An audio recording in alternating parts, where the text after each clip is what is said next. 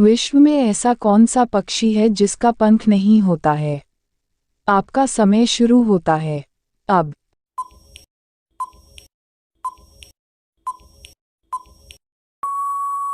आपका उत्तर है कीवी पक्षी का पंख नहीं होता है।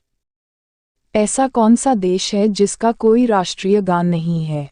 आपका समय शुरू होता है अब।